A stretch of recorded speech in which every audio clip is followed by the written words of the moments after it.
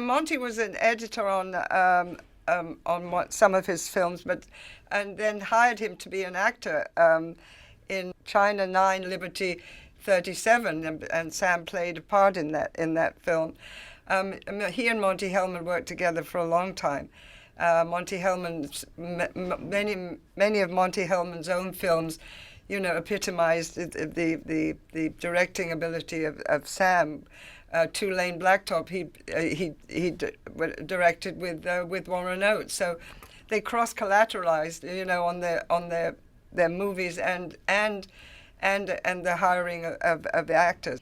So there was a lot of interaction between Sam and the people he worked with, and both the hiring of actors and crew.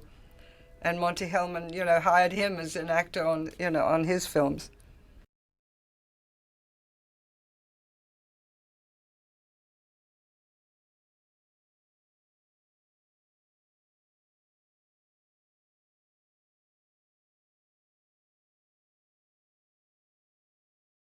When did you first meet Sam? I met Sam when he called me to do Killer Elite. He had been working with Rudy Wurlitzer on Pat Garrett, and he knew that I had developed that with Rudy.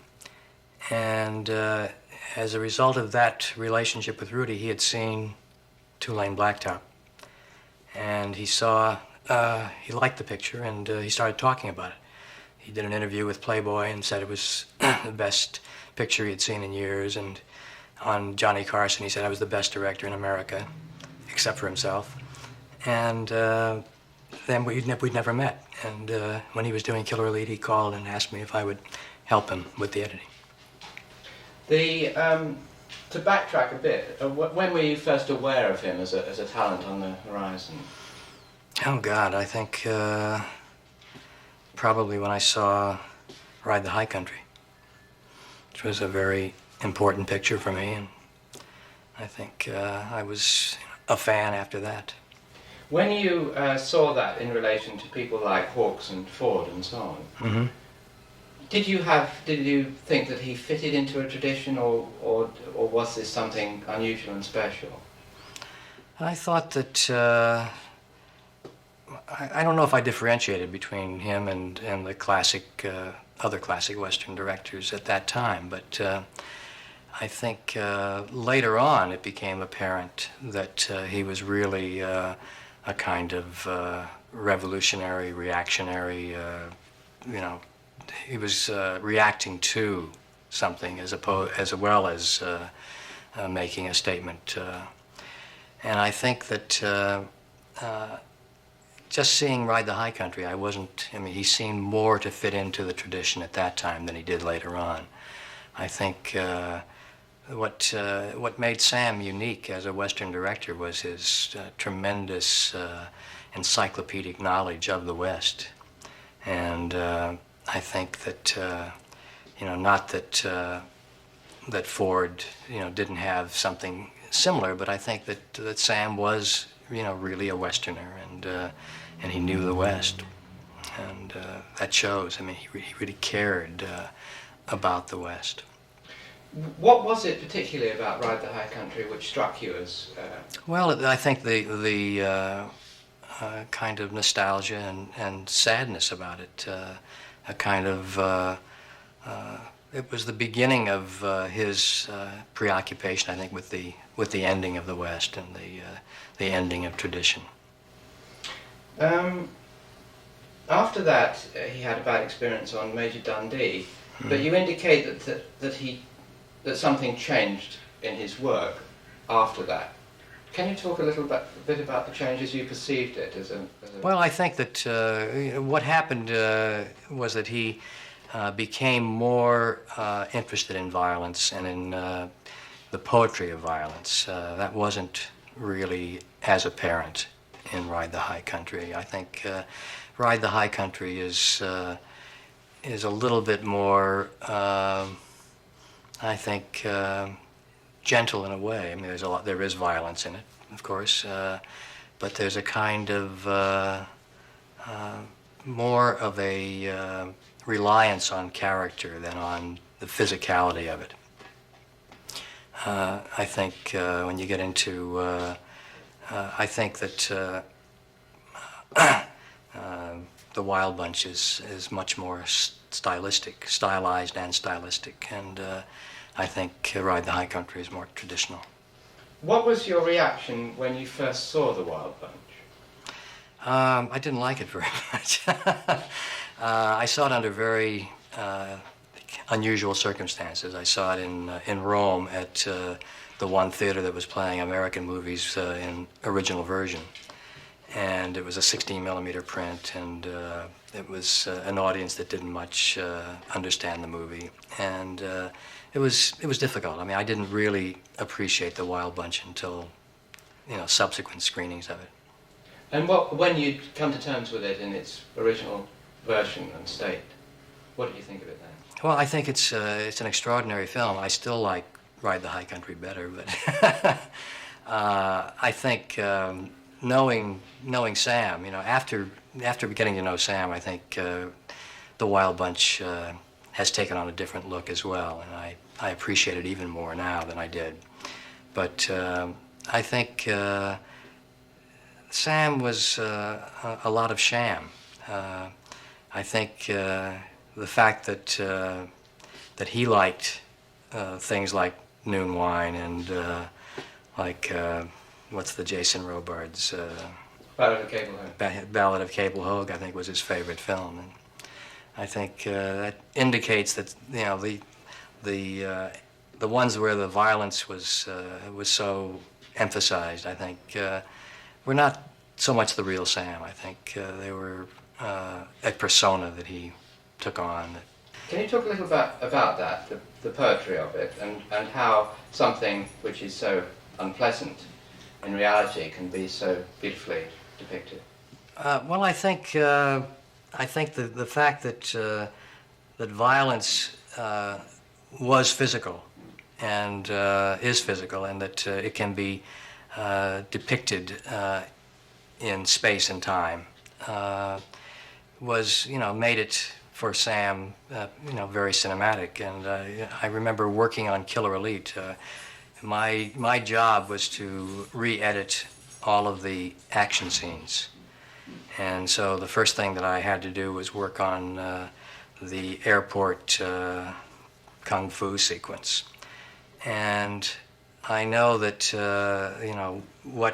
what we finally evolved out of it was really a bit of poetry.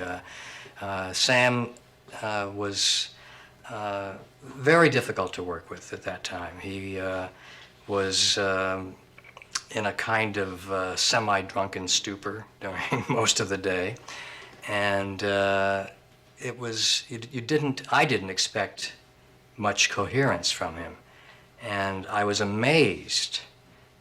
Particularly what he would do is he would let us all work until about 10 at night, and he would call a meeting at about 10, which the other editors dubbed CWOT meetings, which were a complete waste of time.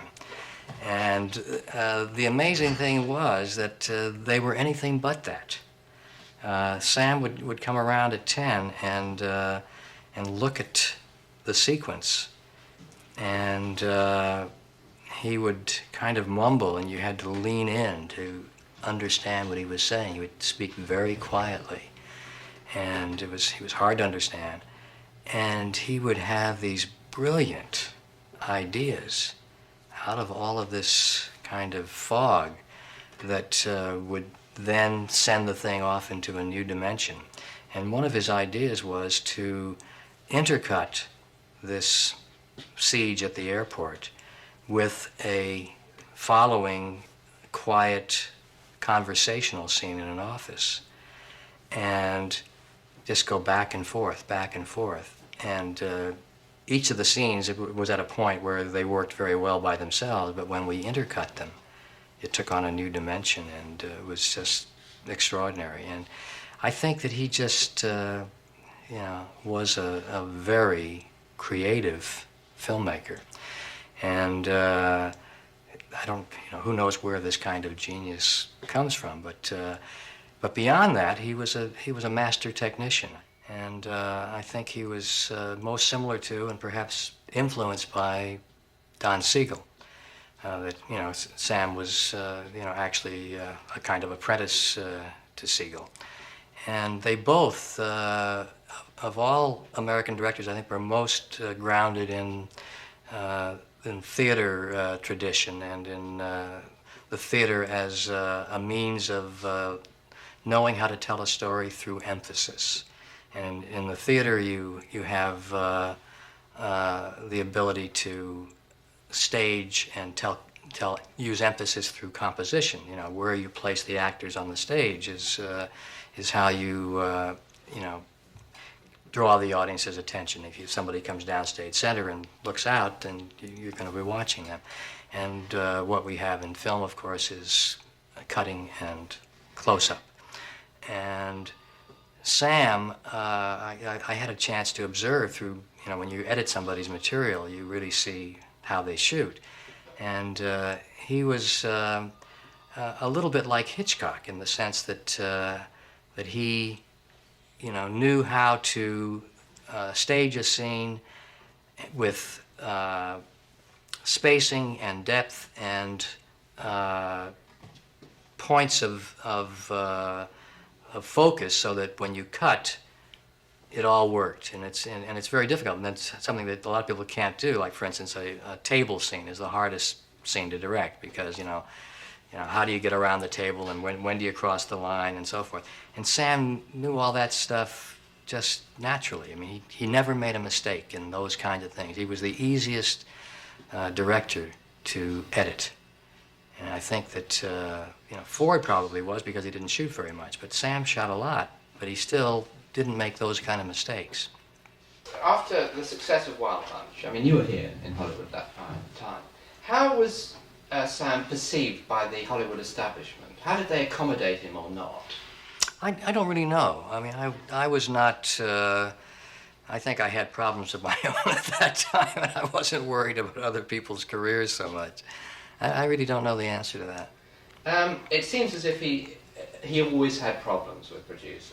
I mean, there are stories. Can you talk a bit about that? That I can. Sam was at war with producers. It didn't matter whether it was a producer in a white hat or a producer in a black hat. They were all black hats to him, and he just did not differentiate between them. He had to be at battle with producers, and I know when he came to Rome to act in China 9, Liberty 37, he made all kinds of demands, just to be making demands. I mean, he wanted 2 pairs of boots delivered to his hotel, and he wanted this and that. And finally, at a press conference, he got so angry at the producer for no reason at all. He took the boots off that had been a gift to him, and he threw them at the producer. So, I mean, it was, made the front pages of all the Rome newspapers. But he just had to be, in battle in that way. And just, I think he felt that I think it was a kind of stimulation. It was what helped him make the movies. To surround himself with a friendly group of actors and to shield the outside world. Yes, but also to have an enemy. He had to have an enemy that he could focus everybody's attention on. And what happened when there wasn't a natural enemy? Do you think that he turned on his friends? Well, he turned on everybody. I remember I had worked something like 7 weeks on Killer Elite, and I got an offer to do a TV show, to direct a segment of Beretta. And I had basically finished my work, and there was, really no reason for me to hang around other than to keep Sam company. So I said, Sam, I'm really finished. I'd like to go off and direct this movie. And he said, you son of a bitch, you fucking this and that, And he just laid into me and said that was it. He would never speak to me again. And it was horrible. But I went off and I did it. And of course he did speak to me again, and he came over and he acted for me. Thinking a bit about the films, have you got any thoughts about his treatment of women in his films? Because there's a difference of opinion about whether he was sympathetic or not. What's your feeling about it? I think that in many ways that he's maligned in that area. I think that Sam, as most of us, has mixed feelings about women. I think Sam loved women, and I think it shows in the films, but I think that also he got angry at them at times, and that shows in the films too. So I don't think you see just one attitude toward women. I think that when you're making westerns, you're dealing with a macho world, and it's pretty hard to show women in the light of contemporary attitudes in that world. It just didn't exist. Women had a different place in that world. Can we talk a little bit about Pat Garrett? Because there was a time when I think you were going to direct that. I developed Pat Garrett for Gordon Carroll, and worked with Rudy Wurlitzer on the script.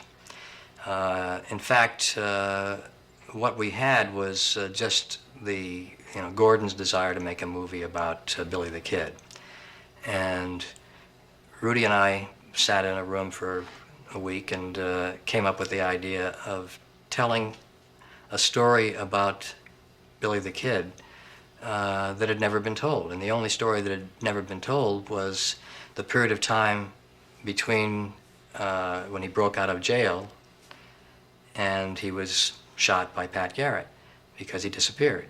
Everything else is history, and it's all been chronicled many times, and we thought, that's great. We have complete freedom because nobody knows what happened, so anything we say they'll believe.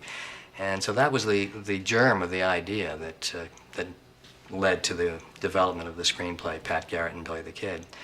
And when we finished, we had two offers, one from Columbia to make the picture, and one from MGM to develop it.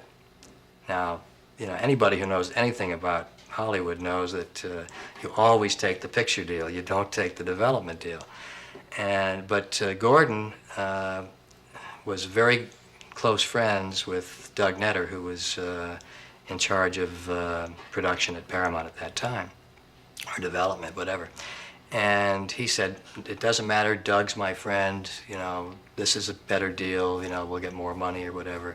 So he took the MGM deal, and we did 2 more drafts, and the picture was shelved. And a year later, Danny Melnick took over MGM, and he had been Sam's partner on the Dustin Hoffman Straw Dogs. And they gave Sam the script, and he made it, and that was the end of it. I mean, or the beginning of it, any way you look at it. The end of it for me, and the beginning of it for him.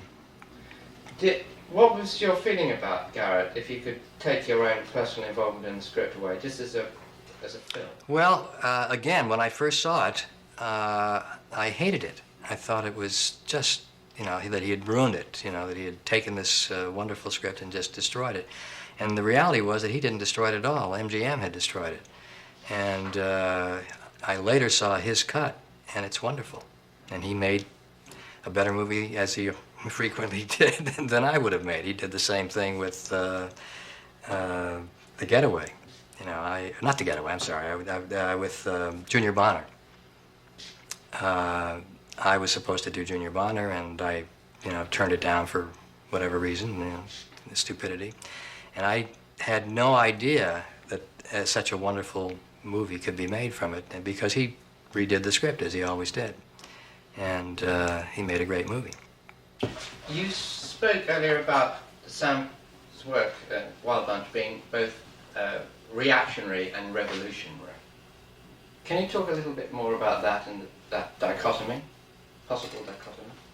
Okay, I think that when I used the word reactionary, I was really referring to the fact that Sam was reacting to films in the past, and he was a revolutionary in the sense that he was striking off into new ground, but as a reaction too. And I think particularly, I think The Wild Bunch is very much a remake of The Professionals, and which had only been made 3 years earlier, Richard Brooks. And The Professionals was a film that really angered me, because I too, like Sam, love the West, and I love accuracy and telling it like it was. And in The Professionals, outside of the fact that there were two suns in the sky all the time, there was a there's always a kicker that was a second sun. There was, just in the area of costumes. I mean, it's a simple thing, but here you had Claudia Cardinale with tailored blouses that were cut under her breasts so that they stood out and so forth. And this kind of thing just drove me crazy, because, I mean, those kind of clothes just didn't exist. And Sam, in telling the same story again, or a similar story again, really, made it the West, and really, and it was also a very hard movie. I think The Professionals was, a kind of a soft movie. It had good action and so forth, but it was a soft movie. And Sam really came in and did it the right way. So I think he's a revisionist, correctionist, reactionary, whatever you want to call him. If Wild Bunch revitalized the West, and Pat Garrett was the final nail, perhaps, in the coffin of the West. I hope not. I think that, Warren Oates used to say that Sam, really came back with a bang with the Wild Bunch, and that in many ways, what should have been the beginning of a whole new career really turned out to be the end of a career, in the sense that he went mad. He went completely mad after the Wild Bunch. And even though he made some interesting films afterward, he didn't accomplish what he should have done based on the promise of the Wild Bunch. What was that madness? Did it just come from some? Lord only knows. I don't know where the madness came from. I think it had to be there, but it just, he had maybe a license to be mad after the Wild. But sometimes that happens,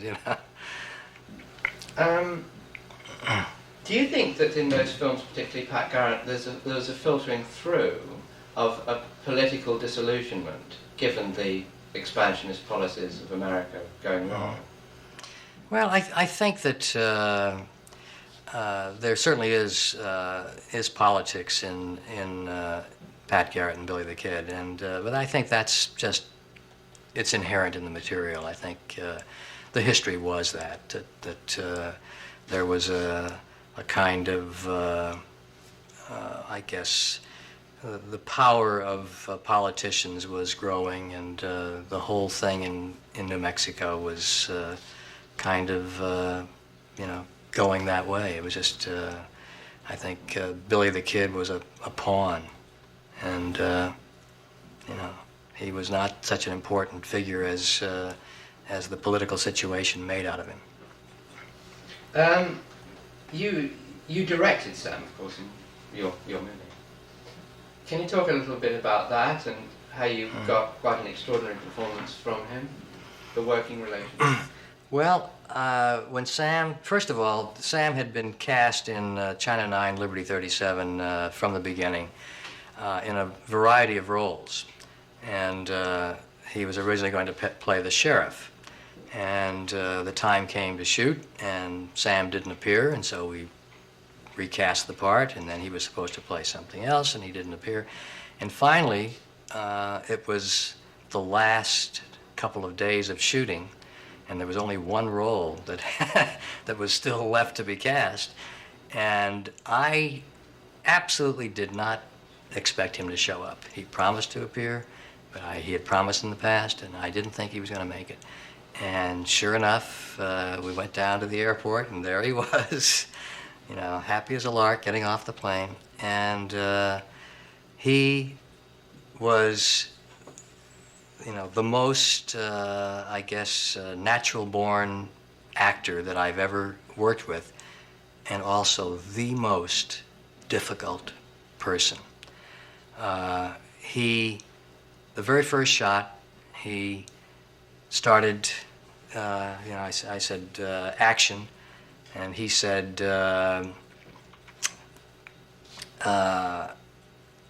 yes, I have things in my pocket, I have things up my sleeve, but I'm the opposite of a stage magician. I bring you illusion, or no, he brings you illusion in the guise of reality. No, whatever. I bring you reality in the pleasant disguise of illusion. That's it. Anyway, it was, I said, I thank you, Tennessee. Would you now please read the lines you're supposed to read? So he started off doing Tennessee Williams. He wouldn't say the words. And he never got through one speech. He would break it up for whatever reason. He'd do half a speech. He'd do 3 words, and then he would stop and go to his dressing room. And then he would come back, and then he would do another 3 words. And he would not say the name of the character. And because he was introducing himself, and he would say, hi, my name is whatever the character's name is, and he would never say it. He would always say some other name. And finally, in one take, like in the background somewhere, I got him to say his name. And that role was literally pasted together. But it was amazing. I mean, he's extraordinary in it. But we had to literally piece it from little tiny little pieces and put it all together. Do you have a sort of favourite Sam story, personal one? When we were in Rome, he was very interested in getting together with Fellini. And we were all in his hotel room one night, and he asked Jerry Harvey to get Fellini on the phone. He gave Jerry the number, and Jerry dialed the number. And Jerry was a little unfamiliar with how the telephone system worked, and he neglected to get an outside line.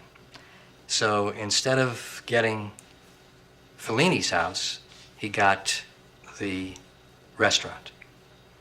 He was talking to the head waiter, but he didn't realize it.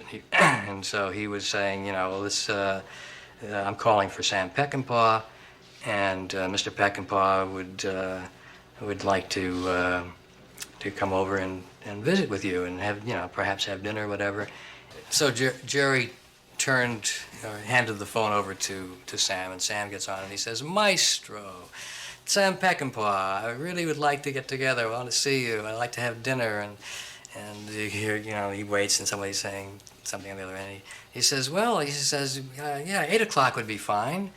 And yeah, and I'd like to bring the Duke and Duchess of Windsor, and I think President, and you know, maybe I think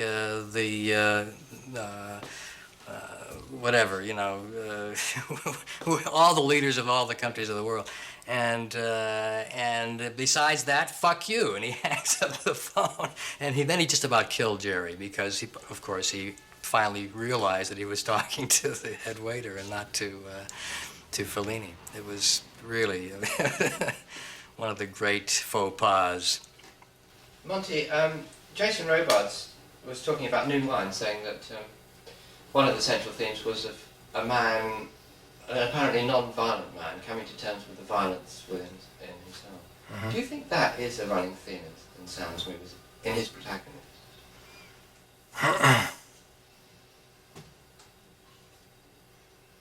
I don't know if you know, the idea of a non-violent man coming to terms with his own violence is necessarily a consistent theme in his films, but I think it's a consistent theme in his life. I think that is a wonderful description of Sam. And how do you think that he dealt with the violence in himself? I think he let it out. I think that he had he had a lot of violence. He expressed it, and he had a lot of real gentleness and love. He was a very, very loving friend. He was very affectionate with his friends, and he could be very violent with them, with the same people. What do you think that the drugs and the alcohol fed that? Well, I mean, I don't know what drugs and alcohol do to any particular person. I think everybody reacts differently to those kinds of things. I think that Sam, I think probably just had to keep himself down a little bit. That the drugs and the alcohol kept him from going off into like a rocket or something. What about his particular strengths as a director, would you say? Well, I think that outside of the fact that he was an extraordinary technician and craftsman, I think that that his real strength was his this creative thing that just came and led him into areas that other people would not have thought of. He just really used film in a very special way that was very personal to him. How do you think he'll be remembered? I think that Sam is probably. I think his faults maybe obscure his virtues. I think that at this point in history, I think he's underappreciated, and I think that whether he's ever truly appreciated, you never know. Fashions change and critics come and go, and who knows what he's going to be thought about 50 years from now.